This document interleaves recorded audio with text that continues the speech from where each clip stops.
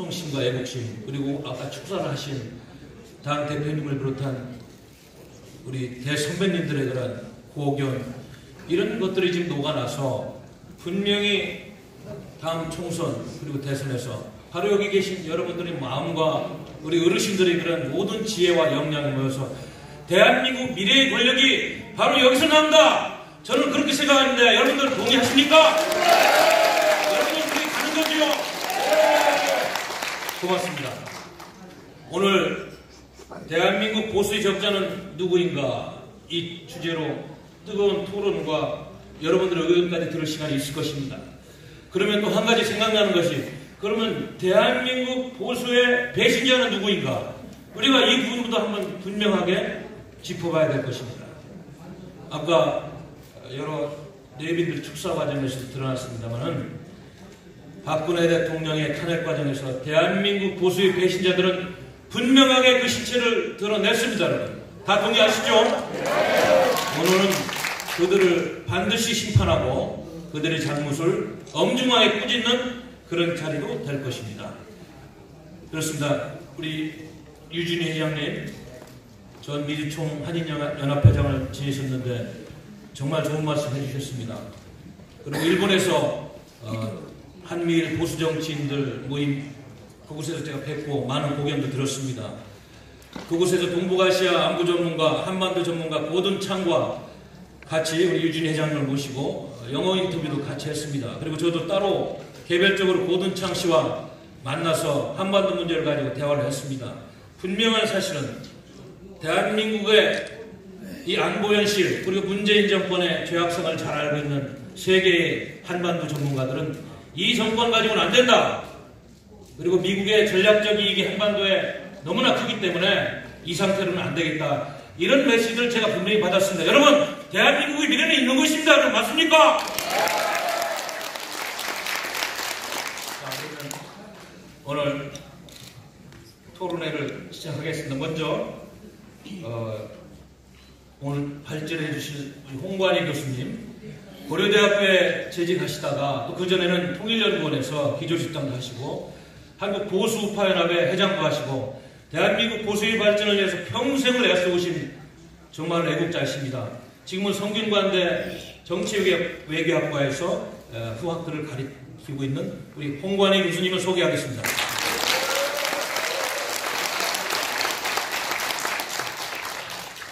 그리고 또 한 애국지식인, 원광대학에서 후학들을 양성하시고 또 이승만 학회에서 주도적으로 대한민국 우파 여론을 보급하고 말과 행동이 일치하는 대한민국의 대표적인 애국지식인이고 지금 또 한국자유민주학회 회장을 맡으시면서 보수 정치인들과 대한민국의 갈 길을 고민하고 있는 이주천 교수님 소개드리겠습니다. 그리고 저는 또 이번에 우리 유진효 전 미주총 한인연합회장님께서 반드시 공화당 하원 의원이 당선되는지 알았습니다. 제가 좀 조사를 해보니까 그곳에 지금 현재 당선되신 분이 딱 이번에 한 번만 하고 그 다음에는 유진효 회장님한테 물러주겠다는 약속을 했다는 조사를 제가 했습니다. 2년 내는 반드시 민주화당의 하원 의원으로 당선되실 것을 확신합니다. 우리 유진효 전 미주총 한인연합회장님을 소개해드리겠습니다. 그리고 우리 대한민국당의 아주 매서운 입입니다. 날카로운 통찰력과 논리력으로 대한민국 수구좌파 그들의 위선과 잔소를 꾸짖고 우리 보수의 논리를 가지고 대한민국의 갈 길을 설파하고 있는 우리 당의 수석 대변인 임지연 대변인을 소개합니다. 감사합니다. 그러면 지금부터 발표를 20여 분 듣고 그 다음에 토론자들은 5분에서 7분 정도 시간을 드리고 그걸 마친 다음에 우리 플로어에서 꼭 하고 싶은 분이 있으면 몇 말씀 듣고 또 토론을 정리하는 그런 기회로 삼겠습니다. 그럼 먼저 발제문을 듣겠습니다. 네, 안녕하십니까. 오늘 대한민국 보수의 적자는 누구인가 주제하에 이렇게 뜻깊은 토론회를 마련해 주신 조원진 대표님이야 대한애국당 관계자 여러분 모두에게 깊은 감사의 말씀을 먼저 드립니다.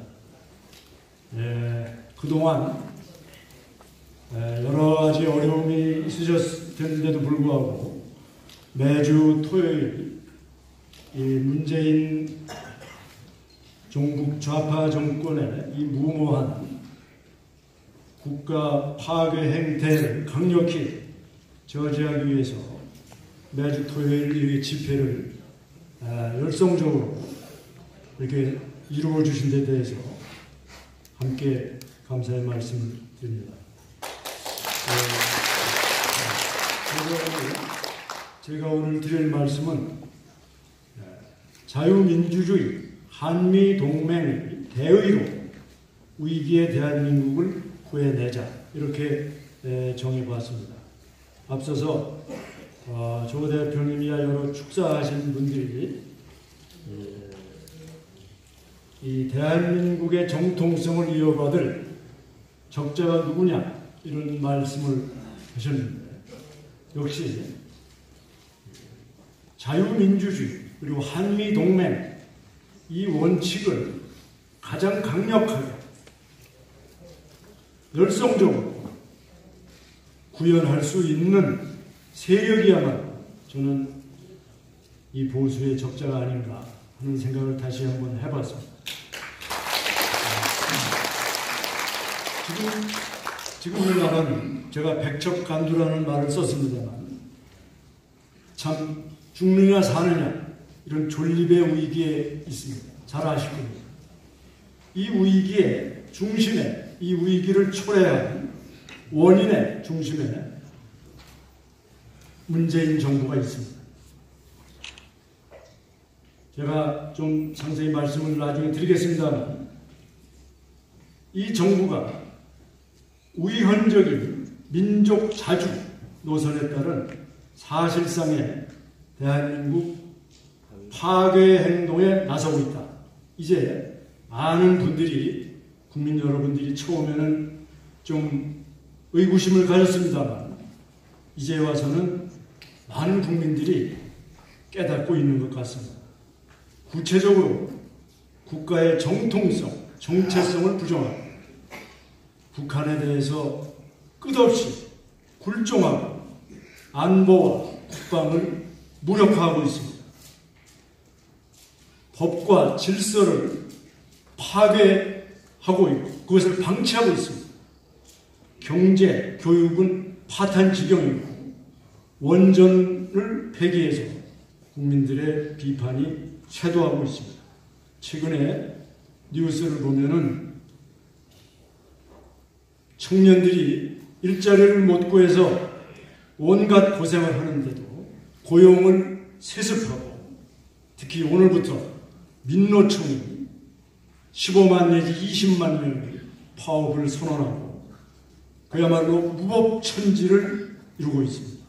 전교조마저 이미 대법원에서 법의 노조로 판결되었음에도 불구하고 몇 사람의 위원회가 이것을 되돌리려는 그런 결의를 어제 한 것으로 뉴스에서 보도되고 있습니다.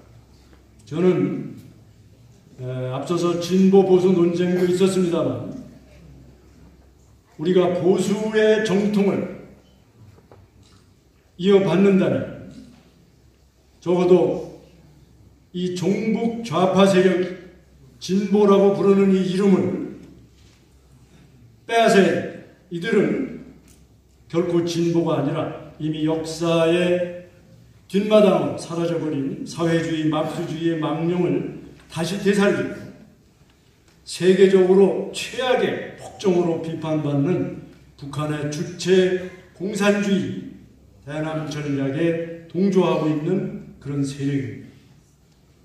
시간이 제한되어 있기 때문에 제가 간단하게 요약해서 제 드릴 말씀을 드리고 끝으로 어떻게 하면은 우리가 이 자유민주주의 한미동맹의 대의를 실현할 수 있는가에 대한 저의 미력한 소견을 말씀드리도록 그렇게 하겠습니다.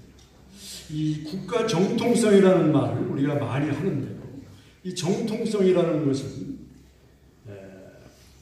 대한민국이 한반도가 분단된 이후에 북한 공산주의자들과 남한에 세워진 대한민국에 관해 끝없는 이 투쟁 속에서 우리가 한민족의 적통을 이어받은 합법적이고 정당한 그런 정권이다, 권력이고 국가다라는 확신이다, 이렇게 말씀드릴 수 있겠습니다.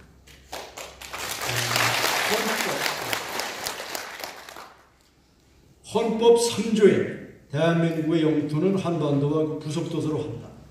이 말은 북한이 우리의 영토이고 북한 주민은 우리의 국민입니다. 김정은 정권은 불법 정권이고 우리가 타도해야 할 반국가 단체입니다. 이 문재인 정권이 이 개념을 뒤집으려 하고 있습니다. 문재인 대통령이 9월 19일 평양에서 남녘 대통령으로서 왔다고 발언했습니다. 이것은 명백하게 대한민국의 국가 정통성을 부인하는 발언입니다.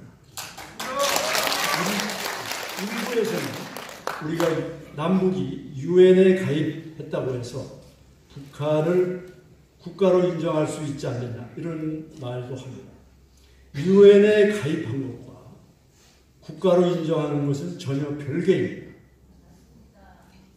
북한이 유엔에 가입했다고 하더라도 북한을 국가로 인정하지 않는 나라는 대단히 많습니다.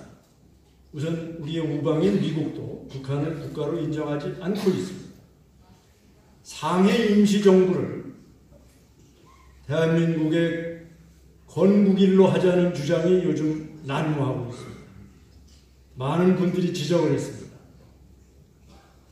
생명이 잉태한 시점과 출산 시점을 혼동해서는 안 됩니다. 아이가 출산한 날이 생일입니다. 임시정부는 망명정부입니다. 국가예술을 갖추지 못했습니다. 1948년 이승만 대통령을 선출하고 1948년 8월 15일 건국된 대한민국이 국가 정통성을 보유한 그 날이 8월 15일이 건국입니다. 내년 2019년 3.1운동 100주년을 기념해서 남북이 공동 기념하겠다는 발표를 지금 문재인 정부에서 했습니다. 3.1운동을 남북이 공동 기념한다는 것은 3.1운동 이후에 김일성의 공산 무장투쟁을 자칫 독립운동으로 인정하는 결과가 됩니다. 3.1운동 이후에 좌파 공산운동을 대한민국 역사의 일부로 포함시킬 수 없습니다. 또 남북이 지금 북한이 비핵화라는 말을 하지만 거짓말을 하고 있는 것은 국제사회가 다 알고 있습니다. 우리 대한민국을 전복시키기 위해서 모든 수단을 동원해서 위협을 하고 있습니다. 그런 세력과 어떻게 국경일을 공동으로 기념할 수 있다는 것인지 우리가 지적을 해야 되고 태극기 집회에서 많이 투쟁해 주시기를 부탁드립니다. 제가 앞서서도 많은 분들이 지적을 해주셨습니다만 지금 김정은이가 답방을 한다고 해서 분위기를 띄우느라고 지금 난립니다. 그래서 백두칭송위원회라는 것이 생겨서 우리 시민단체들이 우파 자유민주 시민단체들이 이적성 가능성이 있다, 이적성이 있다라고 검찰에 고발한 것으로 알고 있습니다. 이 자유민주주의 체제를 지키기 위해서 최소한의 법적인 토대가 국가보안법. 이 좌파 정부에서는 남북관계를 개선하기 위해서 국가보안법을 개정하거나 폐지하려는 움직임이 있습니다. 그러나 또 일부 어떤 젊은이들이나 또 새로운 세대라고 하면서 국가보안법을 낡은 세대의 그런 법이 아닌가 이렇게 생각하는 분들이 있습니다. 실제로 이 국가보안법이 수차례 개정됐습니다. 그래서 인권 유린의 우려가 거의 없다는 것이 지금 법조계의 공통된 평가고요. 전에 일부에 유린한 사례가 있다고 하더라도 그걸로 인해서 그 법을 파기해서는 안 됩니다. 남북관계가 되고 안 되고는 사정에 따라서 우리가 협상을 할 수도 있고 안 할 수도 있습니다. 그것은 우리 국가 이익에 따라서 비록 김정은 정권이 앞서 말씀드린 대로 폭정이긴 하지만 마치 경찰이 납치범과 통화를 할 수가 있습니다. 그거는 납치범을 인정해서가 아니고 그 납치범이 납치하고 있는 인지를 구출해내기 위해서 회유를 할 수가 있습니다. 그런 차원에서 우리가 남북 협상을 하는 것이지 북한을 인정을 해서 거기 있다가 도와주기 위해서 하는 것이 아닙니다. 그렇기 때문에 협상을 한다고 해서 국가보안법의 의미가 축소되거나 위축돼서는 안 된다 하는 것을 우리가 차제에 한 번 더 명심을 해야 되고, 특히 이 종북 단체들이 최근에 성조기를 찢는다든지 대사관 앞에서 미군을 철수하라는 이런 시위를 아주 볼썽사납게 이렇게 하고 있습니다. 이 반미 선동은 이 한미동맹이 얼마나 중요한가. 앞서서도 축사에서 말씀이 있으셨습니다만 우리 스스로 이 나라를 지켜야 되지만 아울러서 우리 한반도가 동북아시아에서 4강에 둘러싸여 있고 분단이 되어 있고 북한이 핵미사일로 무장하고 있기 때문에 우리 혼자서 막기가 어렵습니다. 그래서 미국과의 동맹을 통해서 우리만 하는 게 아닙니다. 세계 모든 나라들이 동맹을 통해서 국방을 실현하고 있습니다. 그래서 이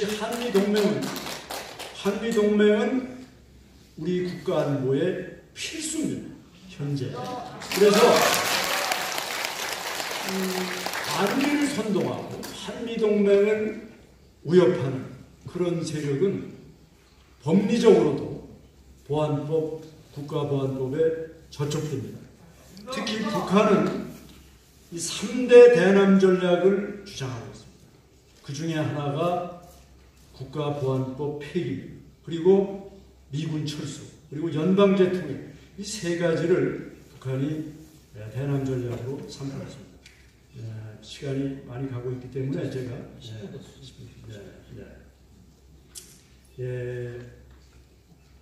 문재인 정권이 이 자유민주주의에서 자유를 빼려고 시도하고 있고, 그렇다가 지금 중간에 시도했다 지금 뒤로 물러섰죠. 여론이 안 좋으니까. 그런데 교과서에서는 이미 자유를 임의적으로 빼고 시행을 하고 있다고 뉴스에 보도되어 있습니다. 그래서 우리 시민 헌법 생각하는 변호사 모임, 또 한반도 변호사 모임에서 헌법 소원에 나선 걸로 알고 있습니다. 앞서서 이규택 의원도 말씀을 하셨습니다만 2020년에 만약에 좌파 세력이 대다수를 획득하면 저는 헌법 개정에 나설 걸로 보고 있고 많은 사람들이 우려하고 있습니다. 참 중요한 시점에 있다고 보겠습니다. 문재인 정권이 지금 가장 큰 죄를 범하고 있는 것은 국방력을 약화시키고 있다는 것입니다. 그래서 안보가 지금 파탄 상태에 있다. 많은 분들이 걱정을 하고 있습니다. 앞서서 제가 말씀드렸습니다만 북한은 비핵화에 대한 생각은 전혀 없습니다. 이거는 이미 많은 분들이 언급을 했고, 최근에 이리저리 구실을 붙여서 비핵화 협상을 피하다가 이제 본격적으로 핵경제 병진 노선을 부활할 가능성을 내비치고 있습니다. 미국은 ICBM 장거리 미사일을 상당히 우려하죠. 왜냐하면 미국 본토를 겨냥하고 있으니까요. 그러나 최근에 그 삭간몰이라는 데서 뉴스가 나왔는데 우리를 위협하는 것은 단거리 미사일, 스커드 미사일. 이 스커드 미사일을 1000기 정도를 실전 배치하고 있고 무서운 것은 이 핵탄두를 스커드 미사일에 장착할 수 있는 능력이 있다는 것입니다. 이 정부에서는, 이 문재인 정부에서는 북한이 비핵화 약속을 했다. 그러니까 걱정하지 말라. 그렇게 얘기합니다. 저는 그렇게 묻고 싶습니다.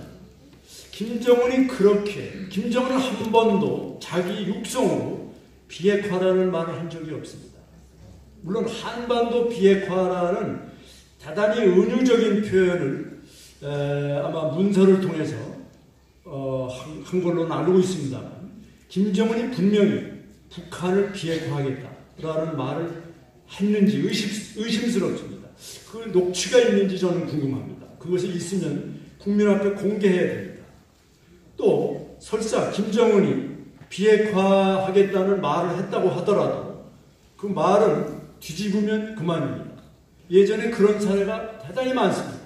김정일이가 누구라면 알만한 유력 지금 야당 인사하고 만나서 비핵화가 김일성의 유훈이다라고 말했습니다.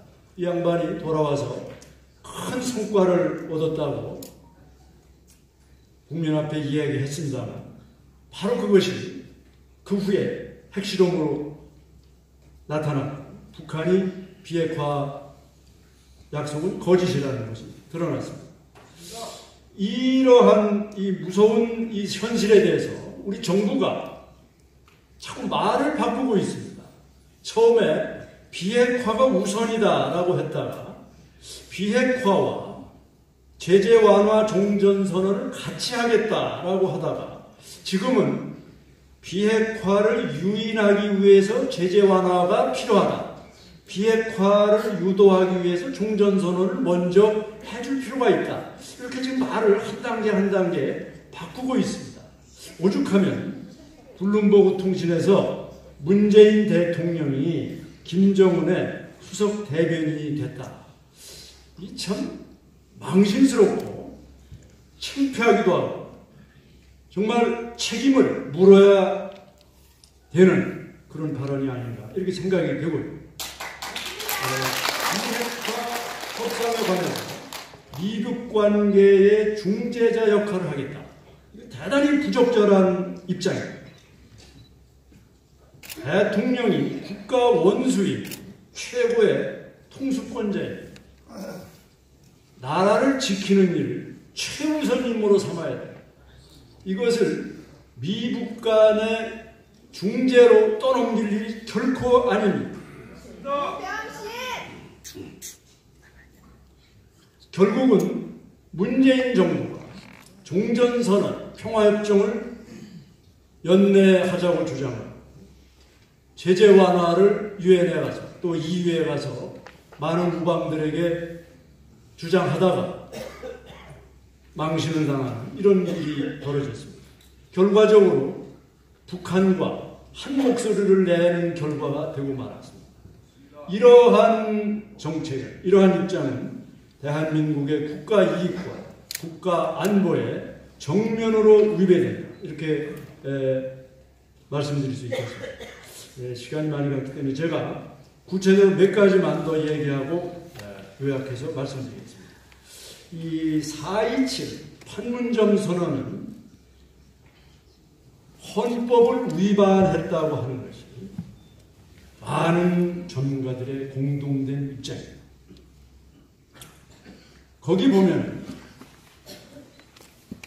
민족 자주 통일로 남북이 함께 하겠다. 이런 조항이 나옵니다. 이 민족 이 자주 통일은 북한이 주도하는 적화 통일의 핵심 개념입니다. 이것은 우리 헌법 4조에 자유민주주의 통일을 규정을 했는데 대한민국 정부가 북한의 적화 통일의 핵심 개념 민족 자주와 자주 통일에 합의했다 이거예요. 이거는 명백한 헌법 위반입니다. 그렇게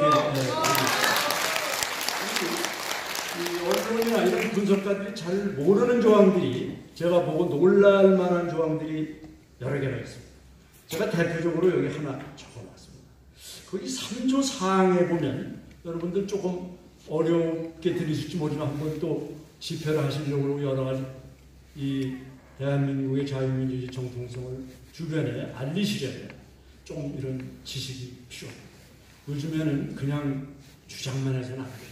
그거를 자녀들에게 또 손자들에게 아니면 일가들에게 친구들에게 명확하게 개념을 설명해 주셔야 돼요. 거기 어떤 조항이 나오냐면 남과 북은 북측이 취하고 있는 주동적 조치들이 한반도 비핵화를 위해서 대단히 의의 있고 중대한 조치라는데 인식을 같이 하고 앞으로 각기 자기의 책임과 역할을 다하기로 하였다. 이렇게 나와 있습니다.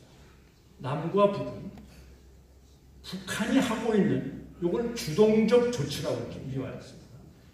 북한이 취하고 있는 이 비핵화를 한반도 비핵화를 아주 대단히 의의 있고 중대한 조치라고 인식을 같이 하고 함께 각자 이것을 위해서 자기의 책임과 역할을 다한다. 이렇게 되어 있습니다. 이거는 북한이 주도하는 이게 실제적인 비핵화인지 아닌지는 모르지만 북한이 취하고 있는 이런 조치들을 위해서 남북이 각자 책임지고 역할을 해나가자. 이러한 북한 주도의 북한식 비핵화를 우리 정부가 승인하고 수용한다는 데 대해서 참 이거는 많은 언론이나 이런 데서 분석을 좀 할 필요가 있지 않나 이렇게 생각이 듭니다. 또 하나는 9월에 평양선언과 이제 남북 군사합의 문제인데요. 이 문제에 많은 분들이 지금 걱정을 많이 하고 지금 세미나도 열리고 예비역 장성들이 지금 며칠 오늘인가요? 네, 오늘 오후에 지금 모여서 성토하고 이 문재인 정부를 규탄하는 대규모 지금 집회를 하고 있습니다. 지금 우리 도태우 변호사라는 분이 이 남북 군사 합의 문서를 들어서 형법 93조의 여적죄에 해당하는 걸로 해서 대검찰청에 고발을 했습니다. 다음입니다.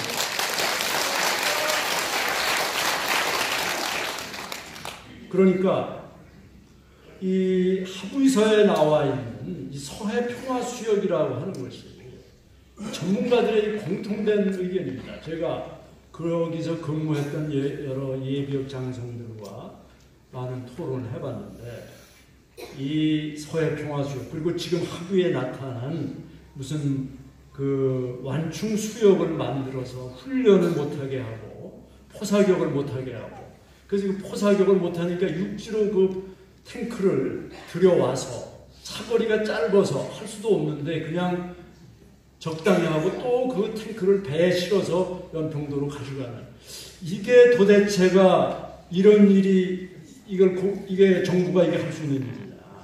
그러니까 이런 일을 이런 조치를 하는 이 문서는 남북 합의 문서는 이정 문서다. 이게 또 대한민국 수 비상국민회의 공동대표 박관용 전 국회의장이 이렇게 되어 있습니다만 거기서 공식 성명을 냈습니다. 이것은 이정 문서다. 이런 지금 상황이다. 많은 분들이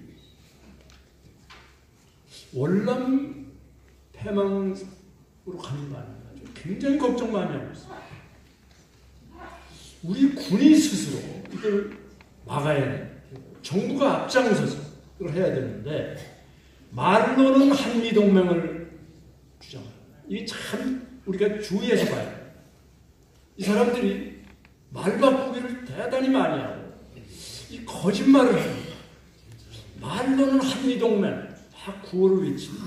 그런데 실제로는 가만히 하는 행동을 보면 반미를 방치하고 미국이 기분 나쁜 한미동맹이 유지되기 어려운 조치들을 계속 실제로 행동을 합니다.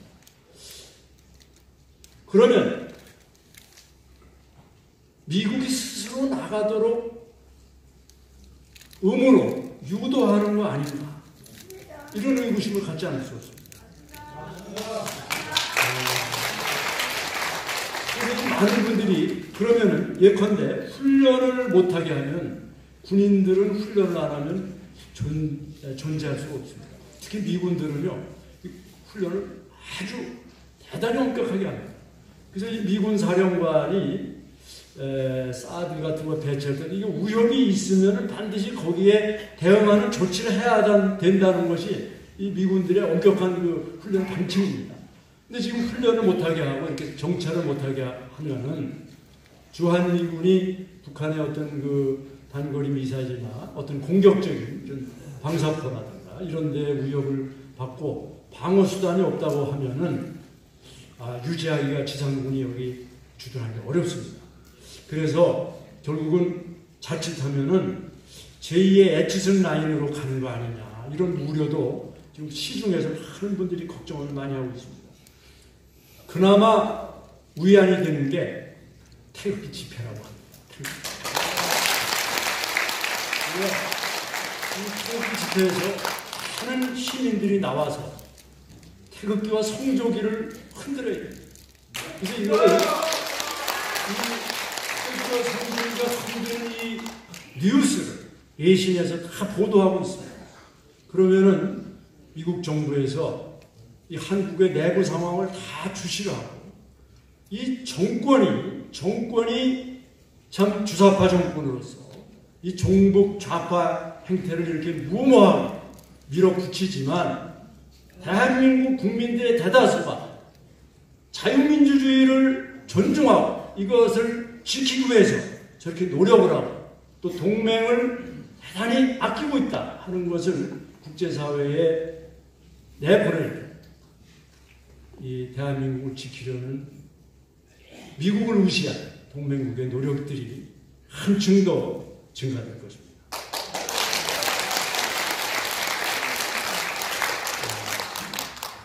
제가 여러 가지 몇 가지 구체적인 사항을 말씀드렸고 앞으로 그러면은 이것을 어떻게 할 것인가에 대해서 간단하게 결론적으로 말씀을 드리고 제 발표를 마치겠습니다.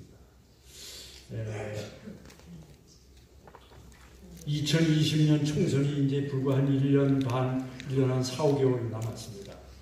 어떻게든지 이 자유민주주의 한미동맹 세력이 이 총선에서 승리해서 문재인 정권을 견제를 해야 됩니다. 개헌도 막아야 되고 이 무모한 이 정부 충동을 막아야 됩니다. 그동안에 이명박 정부, 박근혜 정부 이 10년 동안 우리 보수 정권이 국민들의 노무현 정권이 외 여러 같은 지원으로 보수 정권이 10년 동안 있었습니다. 그러다가 정권을 뺏기고 말았는데 우리 모두가 한번 냉정하게 반성을 할 필요는 있다고.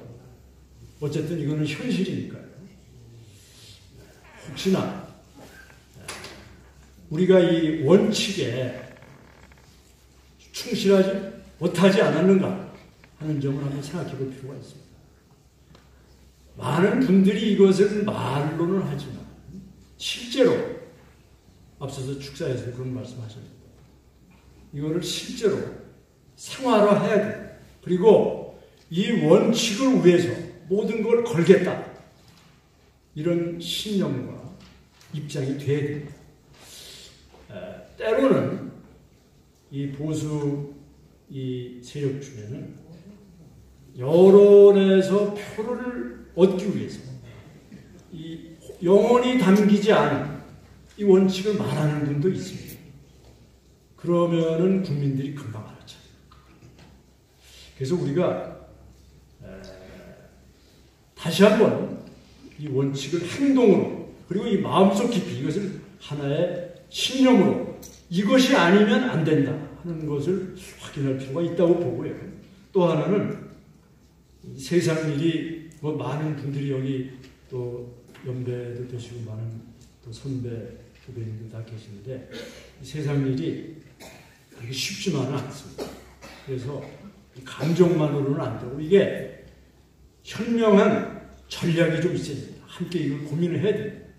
즉 전략과 방책을 세워야 됩니다.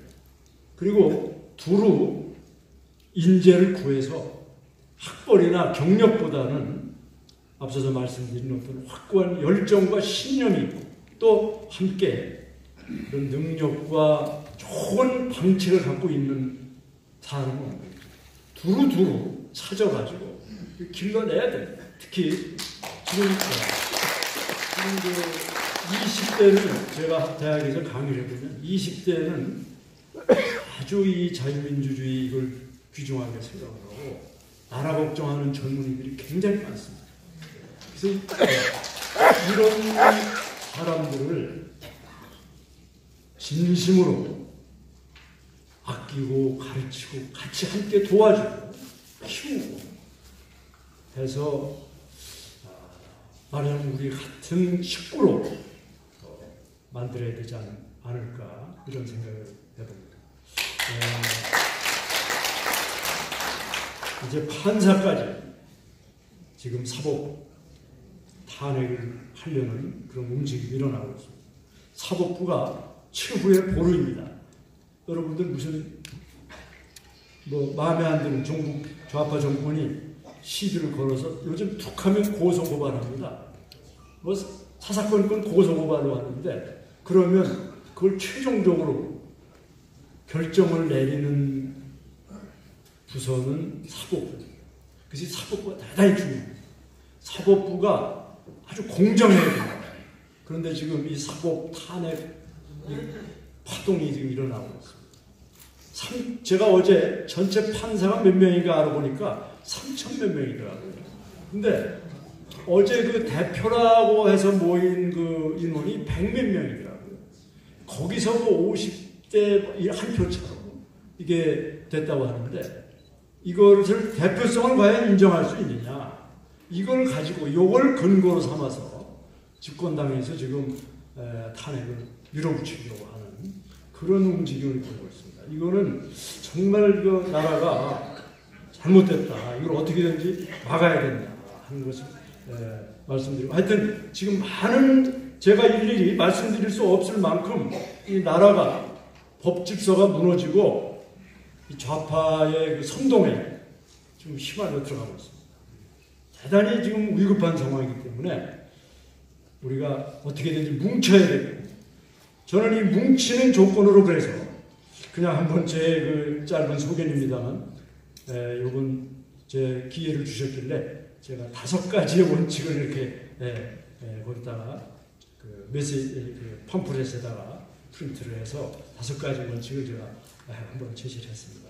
이 자유민주주의의 정체성 그리고 법질성 그리고 정통성이라는 말은 좀 차이가 있습니다. 정체성이라는 건 이념적인 걸 의미하는 것이고 정통성이라는 건 우리 한반도의 역사적으로 우리가 적통이다 이런 의미가 있고 그다음에 한미동맹 그리고 자유시장경제 그리고 통일은 자유민주주의 통일 왜냐하면 지금 연방제통일 움직임도 있기 때문에요. 여기에 아주 이 자유민주주의 통일로 대처를 정면으로 대처를 해서 연방제 통일을 막아야 됩니다. 어쨌든 이렇게 바쁘신데 이